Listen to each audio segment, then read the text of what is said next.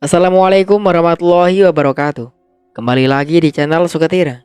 Di kesempatan kali ini saya akan membawakan sebuah cerita yang berjudul Marna. Sebelum cerita ini dimulai, jangan lupa untuk like, komen, dan subscribe channel ini. Dan juga tekan lonceng notifikasinya agar kalian semua tidak ketinggalan cerita-cerita terbaru dari kami. Tentunya tak usah berlama-lama lagi. Langsung saja kita masuk ke ceritanya. Kini semua telah kembali dengan tenang ke dunia yang berbeda. Dunia yang membedakan antara yang hidup dan yang mati. Suara air nasi terdengar mendidih. Marna mengambil sedikit air nasi ke dalam gelas, lalu mencampurkannya dengan sesendok gula. Dahulu, saat Marna masih anak-anak, ibunya sangat sering membuat air nasi kesukaannya. Marna kecil begitu sangat dimanja dan disayang oleh kedua orang tuanya. Tapi kini dirinya hanyalah wanita biasa yang hidup sebatang kara, tanpa siapa-siapa lagi yang melindungi dirinya. Usai nasi masak, Marna mengolah ikan kalengah, sarden sebagai kuah. Makanan kaleng yang lebih dikenal dengan nama sarden, pemberian dari 9 kelompok itu yang saat ininya diam tak berdaya. 10 butir telur Marna masak secara bersamaan, dengan cara dijadar jadi satu. Tidak lupa sesendok teh garam dan sesendok MSG. Juga ditambahkan sebagai penyedap rasa. Meskipun MSG dianggap sebagai penambah rasa makanan yang kurang sehat, namun hampir semua masyarakat Dayak lebih menyukai masakannya dicampur menggunakan MSG. Usai nasi masak, Marna segera terjaga dari lamunannya. Dia bangkit mengambil 10 piring kaca. Nasi yang dimasak, dia bagi menjadi 10 bagian. Setiap piring berisi nasi dan telur dadar masing-masing 1 iris, serta membagi kuah sarden di atas nasi. Ia tumbahkan kuah sarden dengan merata agar cukup menjadi 10 piring. Usai membaginya, Marna berdiri berjalan dan meletakkan satu persatu piring tersebut di depan 9 mayat yang malam itu masih dia biarkan berada dalam rumahnya. Esok, dia harus mengubur ke-9 jenazah itu. Makanlah. Malam ini adalah malam terakhir kalian di atas tanah. Esok, kalian akan pulang ke tempat asal kalian diciptakan. Ucap Marna mengulang ucapannya. Suaranya saat itu pelan sedikit berbisik. Dia membisikkan kata-kata itu pada satu persatu mayat. Usai menyerahkan semua makanan, Marna memakan lauk pauk dan nasi yang ada di piringnya. Wanita itu pun menghidupkan pemutar musik di galeri ponsel. Dia merindukan suara sapek yang ia dengar beberapa hari yang lalu dari nenek lain. Usai makan, Marna merebahkan tubuhnya. Entah pikiran apa yang memuncah di pikirannya. Dia sangat sulit sekali memejamkan mata. Marna teringat ucapan 2 orang yang saat itu makan di warung bakso, bahwa Haji Ocak kehilangan 3 ons emas dan uang tunai 340 juta dalam berangkas. Marna berpikir, apakah dia akan mengambil uang di brankas dan mengantarkannya pada Haji Ocak? Jika diantar ataupun melaporkannya, mereka semua pasti akan tahu bahwa semua perampok itu awalnya bersembunyi di dalam rumahnya. Apalagi untuk kejadian perampokan besar yang telah memakan korban. Haji Ocak pasti sudah melapor kejadian perampokan kepada polisi. Jika melapor tentu akan sangat berbahaya baginya. Bisa jadi dia juga yang saat ini sedang dalam kasus incaran polisi dan terdaftar sebagai ODP atau orang dalam daftar pencarian polisi. Marna mengenang semua masa kecilnya, kakak-kakaknya juga suaminya. Dia sama sekali tidak mengira bahwa dia akan menjadi orang terakhir dalam keluarga yang masih bertahan dalam jauhnya bahtera dunia. Karena tidak dapat tidur, Marna keluar dari kelambu. Dia membuka pintu depan dan coba memperhatikan alam sekitarnya. Malam itu tampak tenang. Dari tingginya pohon-pohon dalam hutan tropis, Marna melihat sesuatu yang aneh dari balik pohon. Bentuknya mirip manusia, hanya saja memiliki lebar tubuh 2 kali lebih besar, serta wajah bulat lebar mirip seperti tameng. Badannya berwarna merah mencolok, dan warna itu tetap sangat tampak, meskipun pandangan pada malam itu sangat terbatas oleh gelap. Ranting-ranting terlihat melengkung seketika saat makhluk itu berjalan. Tatapan mata Marna dan makhluk itu saling bertatap. Marna yang masih diliputi penasaran. Teriakan makhluk itu, suaranya berat menggema. Marna meneguk liur. Dia yang masih diliputi rasa penasaran segera menaiki atap rumahnya untuk mencari tahu makhluk apa sebenarnya yang sedang mengintai rumahnya. Ranting tempatnya berdiri berguncang. Guncangannya membuat dedaunan jatuh. Marna saat itu terus memperhatikan makhluk itu, sampai akhirnya ia menyadari bahwa makhluk itu ternyata adalah Caillou, orang hutan berbadan besar dengan pipi lebar dan berbadan tinggi seperti manusia. Binatang tersebut benar-benar besar. Kehadirannya sering membuat orang takut. Banyak orang yang percaya bahwa mereka adalah jelmaan arwah manusia yang bersemayam di tubuh orang hutan. Marna yang yakin makhluk itu Caillou segera menyoroti senternya ke arah binatang tersebut. Maka dengan seketika binatang itu pun bersembunyi dan mungkin sudah pergi meninggalkannya. Marna menarik nafas panjang. Rasa was-was dan gugupnya terbayar oleh jawaban yang dia lihat sendiri dengan mata dan kepalanya. Cukup lama Marna berdiam di atas atap. Sudah berjam-jam. Ia duduk seorang diri dan tidak tahu harus berbuat apa. Malam itu ia pun turun dari atap dan segera masuk ke dalam rumahnya melalui pintu depan. Saat masuk ke rumah, ia memandangi lagi 9 tubuh yang tidak bernyawa itu. Ada satu tubuh di antara 9 tubuh lainnya. Tubuh itu adalah tubuh Andi, lelaki perampok yang berlaku paling sopan terhadapnya. Tubuh lelaki itu kondisinya duduk bersandar pada dinding dengan baju biru berlumuran darah. Celana levisnya berwarna biru tua. Di hadapannya ada sepiring nasi berserta lauk yang tadi ia bagikan satu persatu. Marna memandangi tubuh itu sejenak, lalu berlalu masuk menuju ke dalam kelambu untuk tidur.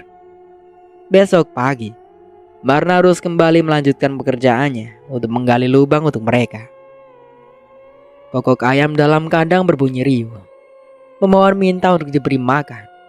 Ayam kampung peliharaan orang tua Marna dikurung dalam kandang besar. Ayam berjenis kampung jumlahnya 12 ekor. Selama 2 hari, ayam-ayam itu hampir tidak terurus. Marna pagi itu turun dari rumah. Ia memunguti nasi yang ia berikan pada orang mati tadi malam, lalu membuangnya ke dalam kandang ayam. Dalam kepercayaan sebagai orang dan beberapa agama, orang mati masih bisa menikmati makanan yang diberikan oleh orang yang masih hidup. Cara mereka makan tidak sama dengan cara orang hidup. Mereka tidak menghabiskan makanan, akan tetapi arwah memakan dengan cara cukup menyentuh saja. Itulah mengapa makanan yang disiapkan Marna malam itu masih tetap utuh. Tetapi sejatinya mereka sudah memakannya semua. Makanan yang semalam dia berikan pada 9 mayat, dia kumpulkan jadi satu. Ayam-ayamnya yang berada di luar kandang merebut nasi sebanyak 1,5 kilogram. Nasi-nasi tersebut dihambur begitu saja oleh Marna. Usai memberi makan ayam peliharaan, Marna mengambil sisa nasi yang ada di dalam panci lalu memakannya. Pagi itu, Marna sarapan tanpa menggunakan lauk pauk apapun kecuali hanya nasi yang disiram dengan air teh. Usai sarapan selesai, Marna kembali mengangkat cangkul dan peralatan untuk menggali tanah. Pagi itu, Marna akan kembali melanjutkan untuk menyelesaikan tugasnya mengubur 9 jenazah tanpa kepala ke dalam satu lubang yang sama. Hasil otopsi dari kota Palangkaraya telah menemukan hasil, yaitu adanya penemuan sidik jari pelaku yang diduga kuat adalah pembunuhnya. Begitu pula dengan video CCTV yang mendeteksi kemana saja Marna selama berada di kota Kasongan. Semua riwayat perjalanan Marna telah ditemukan, mulai dari Marna yang datang dengan berjalan kaki, sehingga sangat memudahkan polisi dalam melacak tiap jejaknya di hari itu. Semua video yang berhubungan dengan Marna diurut satu persatu. Polisi mendapatkan jawaban dan menyimpulkan ke dalam satu kesimpulan, bahwa Marna didapati menginap di sebuah losmen yang letaknya berada tidak jauh dari kantor polisi. Polisi dan penyidik langsung bergerak cepat menuju ke losmen. Mereka mencari petunjuk baru, siapa dan apa motif wanita tersebut, hingga berani menyimpan 2 potongan kepala dalam karung bungkusan plastik hitam, serta dengan berani mengantarnya ke kantor polisi. Pemilik losmen yang kala itu sedang kedatangan tamu. Sangat terkejut kedatangan 2 unit mobil polisi beserta dengan atribut lengkap. Ada apa ini? Seorang wanita berumur 52 tahun terkejut saat mendapati banyak polisi datang ke losmen miliknya. Bukan hanya polisi, saat itu juga ada 6 orang wartawan yang ikut meliput proses penyelidikan. Ibu, semalam adakah seorang wanita yang menginap di sini? Wanita itu menggeleng, sebab yang menerima tamu kemarin malam bukan dirinya. Bisa kami lihat buku tamu? Dengan tangan yang gemetar, orang tua tersebut menyerahkan daftar kunjungan tamu. Wajahnya terlihat pucat diliputi oleh takut. Akan tetapi polisi menjelaskan pada wanita itu apa yang terjadi sebenarnya. Fokus kepolisian hanyalah mencari asal-usul wanita yang membawa tas kresek berwarna hitam. Buku besar tebal bermotif batik berwarna ungu diberikan pada polisi. Tangan polisi penyidik begitu teliti memeriksa setiap nama yang ada di daftar tamu. Untuk hari kejadian, polisi menemukan hanya ada 1 tamu yang menginap di losmen itu. Letaknya di kamar nomor 4. Nama penyewanya Marna, usia 32 tahun. Tinggal di desa atas, Kecamatan Tubang Sambah, ucap penyidik. Buku yang berisi daftar tamu tersebut untuk sementara waktu disita oleh polisi. Tujuannya sebagai barang bukti jika nanti dibutuhkan dalam proses penyidikan lanjutan. Yang lain, silakan lakukan penyelidikan di atas.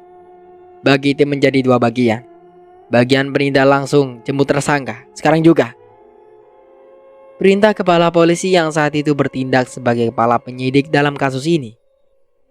Beberapa orang penyidik polisi naik ke lantai 2 untuk menyelidiki kamar di mana Marna menginap, serta kegiatan apa saja yang dilakukan oleh wanita tersebut selama berada di losmen itu. Bahkan dari sekitar lokasi losmen CCTV, polisi juga menemukan angka plat mobil yang mengantar Marna ke losmen 2 lantai ini.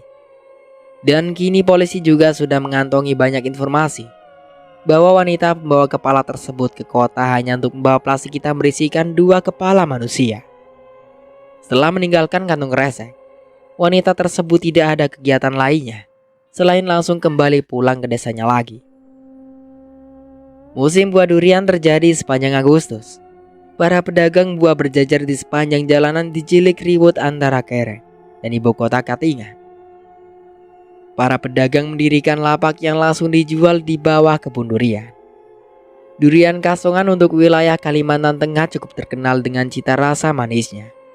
Bahkan buah ini juga menjadi ikon Kabupaten Katingan sebagai sumber daya alam yang menyumbang banyak penghasilan kepala masyarakat lokal.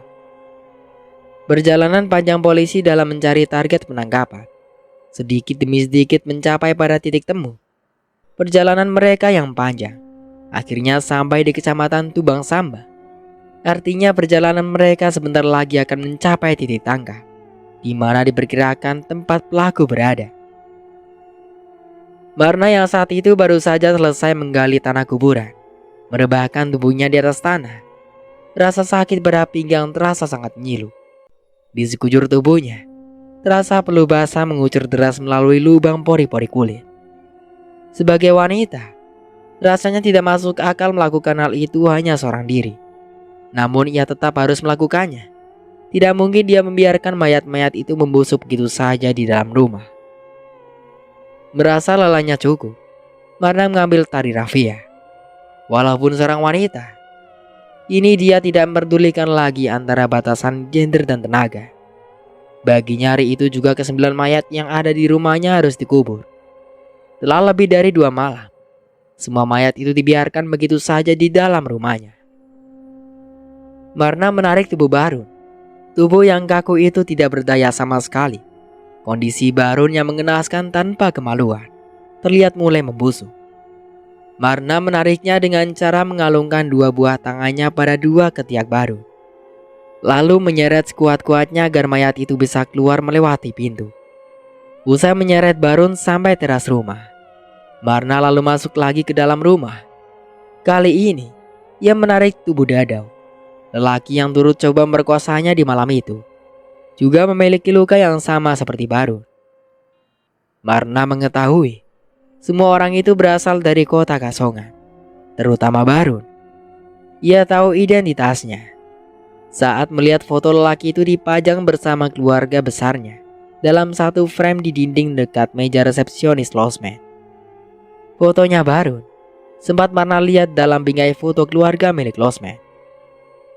Satu persatu mayat sudah berhasil Marna keluarkan dari rumahnya. Namun tugasnya masih belum selesai. Segera dia coba memikirkan bagaimana caranya menurunkan ke-9 mayat itu satu persatu melewati anak tangga yang tinggi 1,5 meter. Selain sulit untuk membawanya, juga terlalu berat untuk tenaganya sebagai seorang perempuan. Marna terduduk lemas. Dia memandangi ke-9 tubuh tersebut. Keringat masih mengucur deras di antara dahi dan leher. Wanita itu meneguk air minum dalam kemasan botol 1 liter. Cara paling ekstrim yang akan dia lakukan adalah menjatuhkan mayat-mayat itu ke bawah. Ia pikir hanya dengan cara itulah yang paling mudah. Namun resiko yang dia terima akan jadi lebih besar. Mayat-mayat itu sedang dalam proses pembusukan. Tentu daging-dagingnya akan mudah pecah. Dan pasti kondisi mereka tidak akan menjadi utuh. Tapi hanya cara itulah yang bisa Marna lakukan. Dimulai dari tubuh Rawan. Marna mendorong laki itu menggunakan kakinya. Tubuh besar itu berguling lalu jatuh ke tanah. Brak! Suara itu terdengar mengantap tanah. Marna memejamkan mata, sebab tangan dan kaki Barun terlihat jelas terpisah dengan tubuh. Dengan perasaan penuh rasa ngeri, Marna kembali mendorong Dadau. Hal serupa juga dia lakukan pada jenazah Dadau. Marna lalu berlanjut pada jenazah yang lainnya. Dan akhirnya, ke-9 mayat itu satu persatu sudah berada di bawah semua. Tubuh-tubuh tak bernyawa itu dia tarik menuju lubang galian. Meskipun tergobok-gobok karena kelelahan, Marna tetap tidak berpikir untuk berhenti walaupun sejenak. Pekat sinar matahari di siang hari itu tidak mampu menembus rimbunya pepohonan di bawah hutan tropis, sehingga kulit putih Marna sama sekali tidak sampai terbakar oleh panasnya sinar matahari. Ke-9 mayat sebagian sudah hancur menjadi beberapa bagian. Ini sudah berada dalam satu lubang makam yang sama. Marna melanjutkan kegiatan berikutnya. Dia menimbun kembali tanah ke dalam lubang. Hujan deras disertai petir. Satu unit mobil polisi mendapat misi untuk menangkap seorang wanita yang diduga sebagai pelaku pembawa 2 kepala manusia ke kantor polisi. Jalanan berkontur tanah merah dengan seketika menjadi kolam lumpur, becek, basah dan licin. Dengan kedalaman lumpur yang lumayan menyulitkan roda mobil untuk bergerak. Mobil SUV dengan roda double gerdan mesinnya meraung.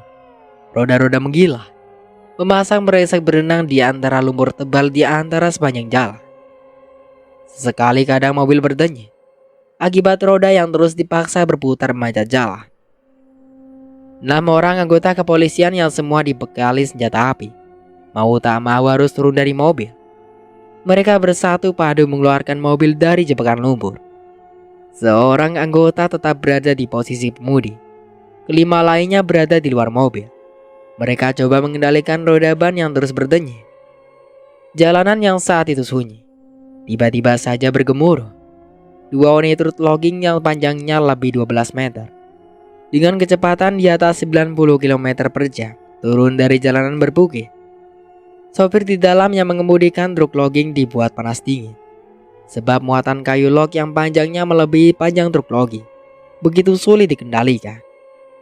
Truk raksasa beroda 14 dengan tinggi lebih dari 2,5 meter tersebut berjalan kencang saat menuruni bukit. Bahkan double rem yang digunakan tak mampu menghentikan ban yang terus berputar akibat beban muatan yang luar biasa berat. Ditambah oleh jalanan yang super licin dihantam oleh derasnya hujan. Biasanya aktivitas logging di saat musim hujan bisa turun sampai 90 bahkan 100%. Karena jalan teras logging yang membelah hutan Kalimantan berada di atas tanah merah.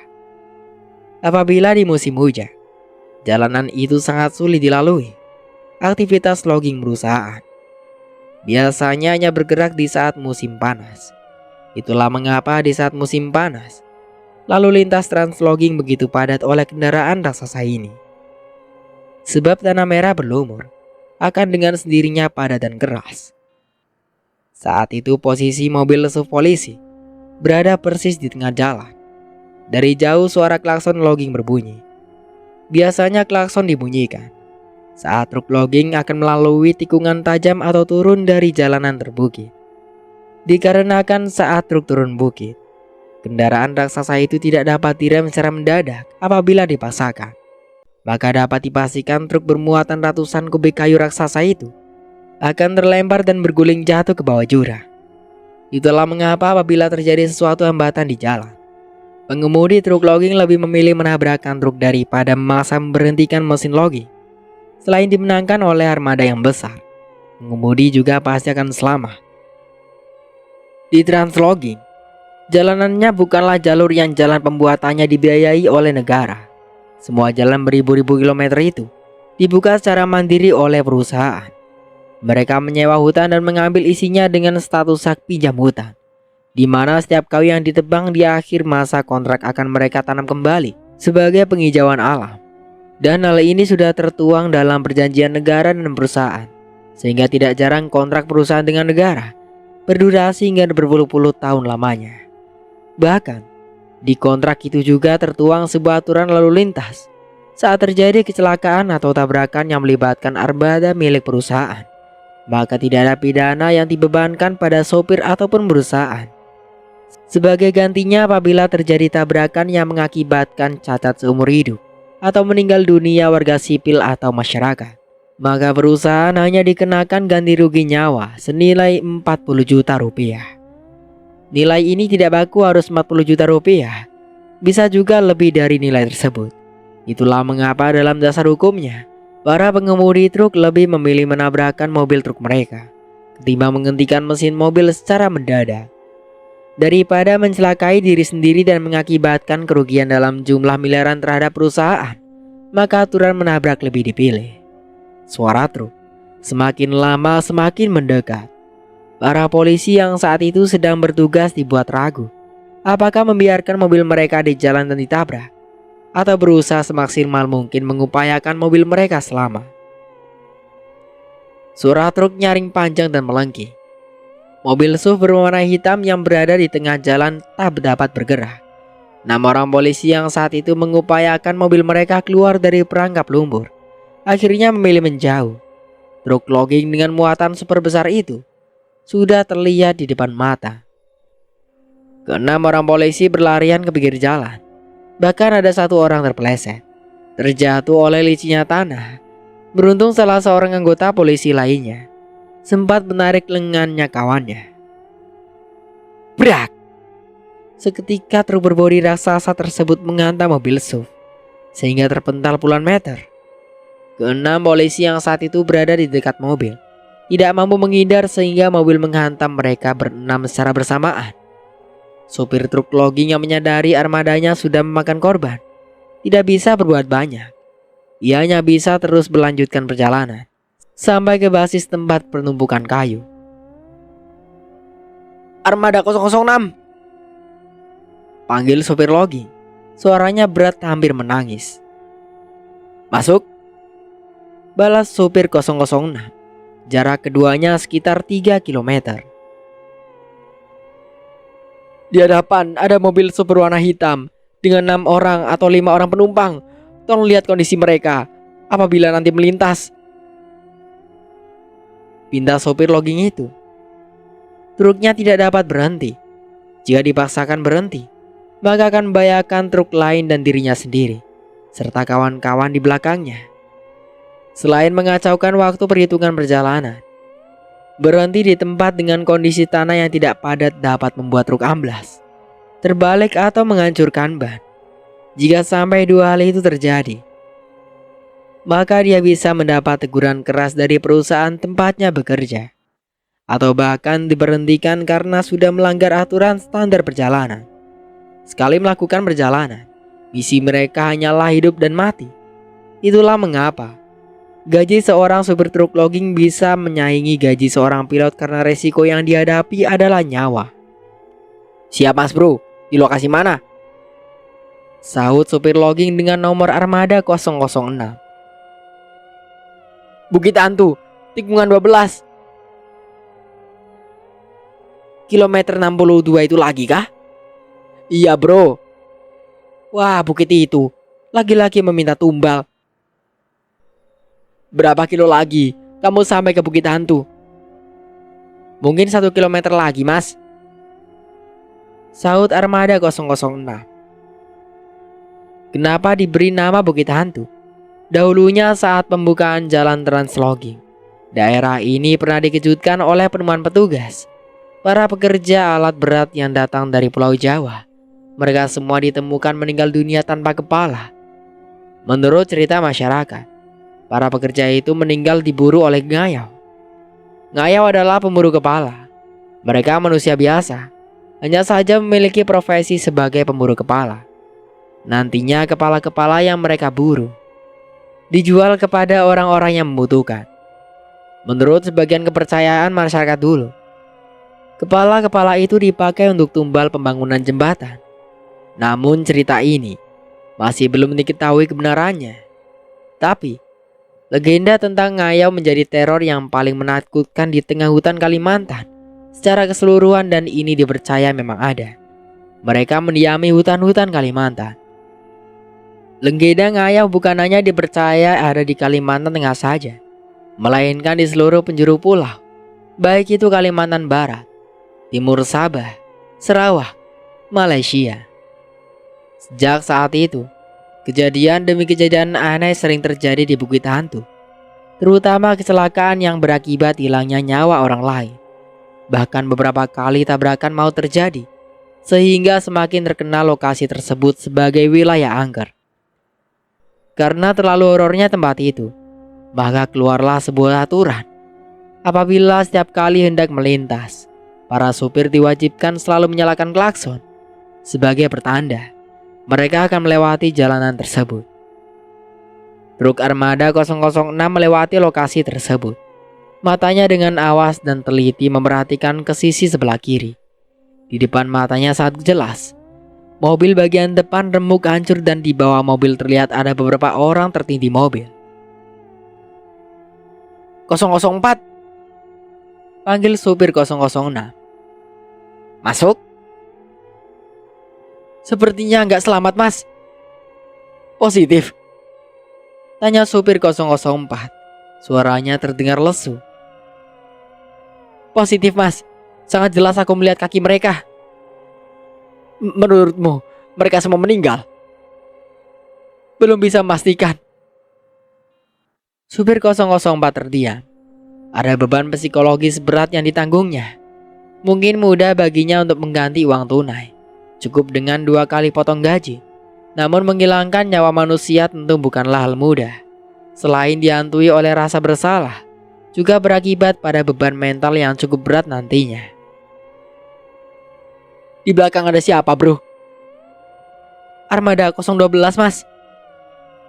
Bisa panggilkan 012.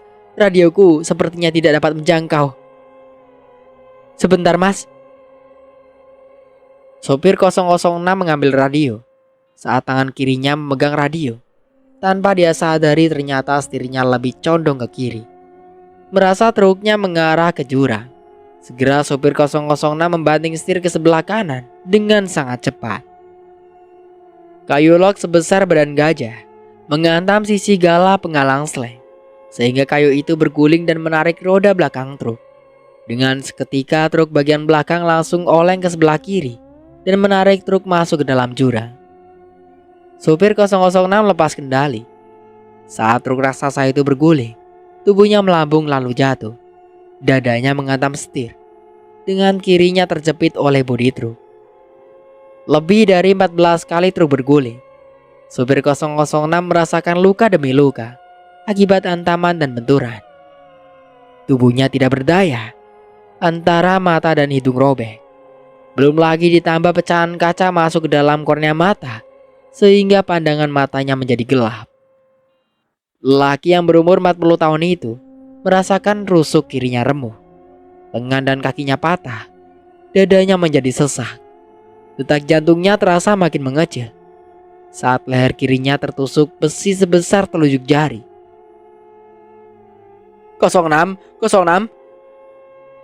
Panggilan radio dari supir 04 berulang-ulang.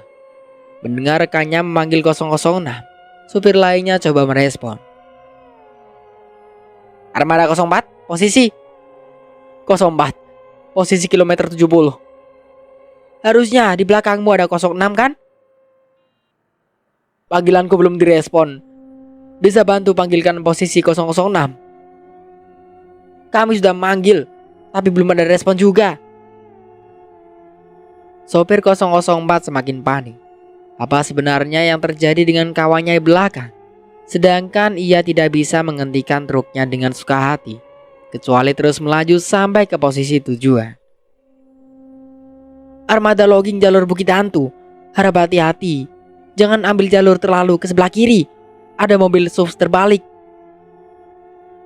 Suara dari Armada 12 masuk ke seluruh radio sopir logging yang saat itu berjalan beriringan per 3 km.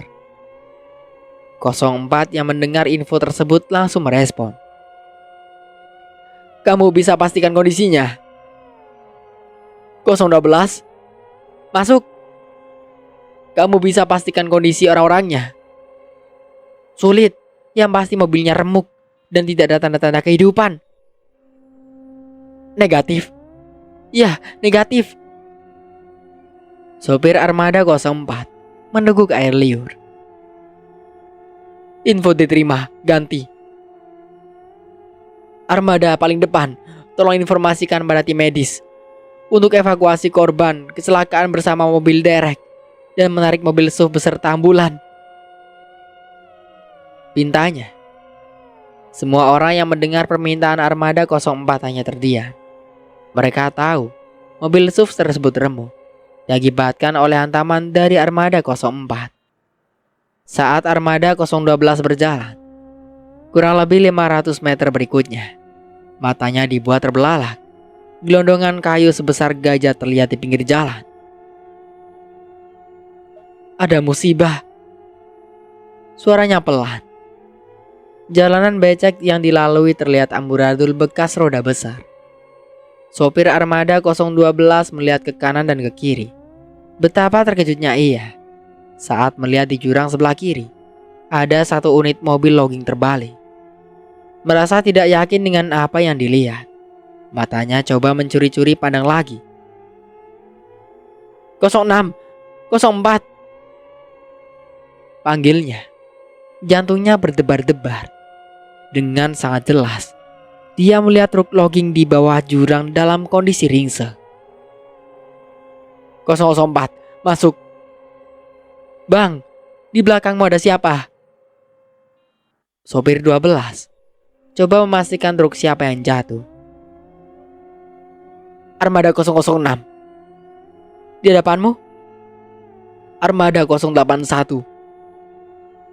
Bisa panggilkan Armada 081? Tunggu sebentar. Suara dari radio bergerisi. Panggilan dari Armada 04 direspon dengan cepat. Bisa panggilkan 006 lagi, Bang? Sudah aku panggil sejak tadi, tapi tidak ada respon sama sekali. Makin gugup sopir Armada 012. Di kilometer antara 62 dan 63 aku melihat ada armada jatuh ke jurang, Bang. Tapi belum bisa dipastikan apakah itu benar armada atau mataku saja yang salah lihat. Balas 012. Suaranya serak hendak menangis. Beberapa sopir logging yang saat itu ada dalam satu frekuensi radio mendengarkan dialog kedua orang tersebut. Semuanya menjadi ikut was-was. Coba panggil armada di belakangmu. Bila melewati kilometer antara 62 atau 63, pastikan memeriksa jurang sebelah kiri. Aku melihat ada armada masuk jurang. Gas truk diinjak, tetap pada kecepatan yang masih ditentukan dalam aturan perjalanan. Beberapa orang mulai menebak-nebak truk siapakah yang telah jatuh ke jurang. Tapi kuat dugaan, truk itu milik Armada 06. Sebab supirnya sejak tadi sama sekali tidak merespon radio. Prihatin kawan seperjuangan telah mengalami musibah. Mereka yang kebetulan satu perjalanan konvoi berharap tidak terjadi apa-apa. Dengan armada 006 bisa saja mungkin radio sedang mengalami kerusakan. 006.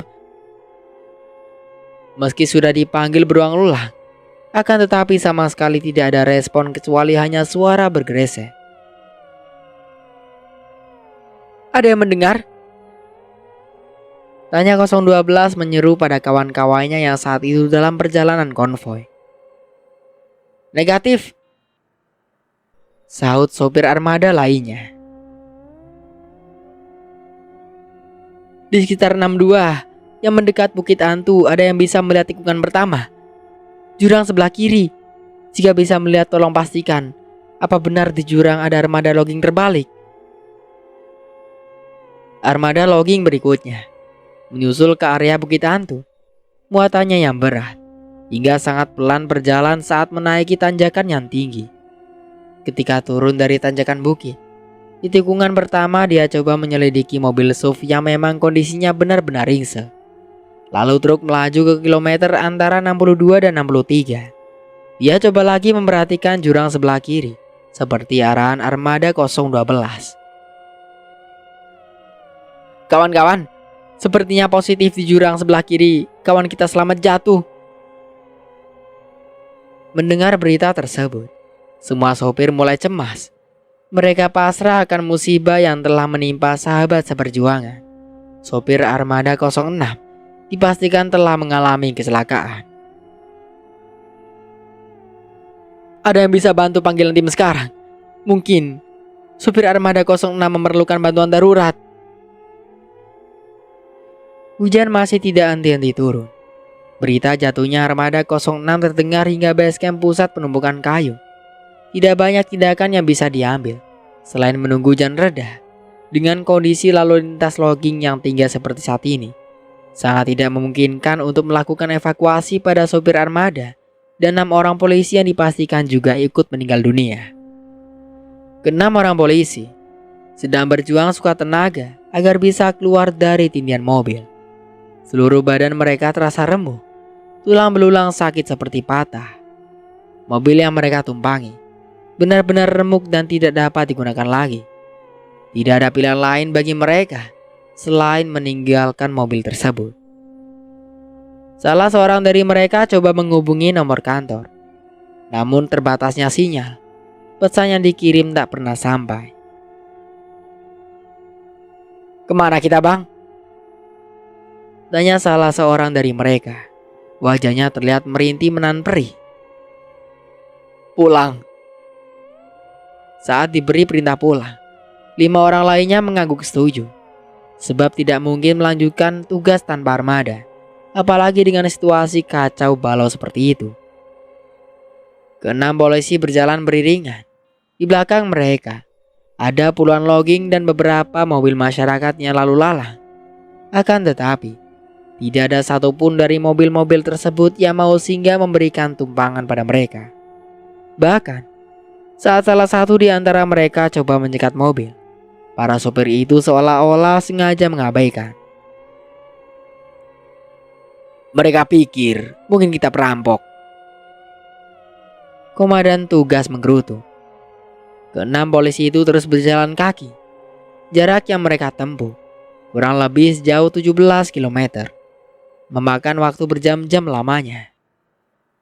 Perjalanan jauh dan panjang itu akhirnya membawa mereka sampai ke sebuah kampung, tempat perlintasan awal mereka masuk ke Translogi. Senja sudah di ufuk barat, namun hujan yang deras saat itu tak jua kunjung reda. Ke-6 polisi menuju ke sebuah warung makan. Tidak jauh sebelum mereka sampai di warung, mobil derek bersama ambulans meraung nyari. Roda bergigi berjalan dengan tenang melewati kubangan lumpur. Ke-6 orang polisi itu menyaksikan mobil SUV mereka diderek. Di belakangnya turut serta menyusul 2 unit mobil ambulan dengan roda yang sama bergigi. Semua warga yang di samping transit memperhatikan 3 unit mobil darurat tersebut. Cerita tentang jatuhnya truk logging ke dasar jurang bersama mobil SUV membuat masyarakat di sekitar lokasi penasaran dan mendekati mobil serta ambulan itu. Pemilik warung makan segera keluar melihat ketiga mobil yang baru saja datang. Untuk sementara aku cukupkan dulu ceritanya sampai di sini. Sampai jumpa kembali di part berikutnya. Saya Mang Dayun pamit undur diri. Kurang lebihnya mohon maaf. Wassalamualaikum warahmatullahi wabarakatuh.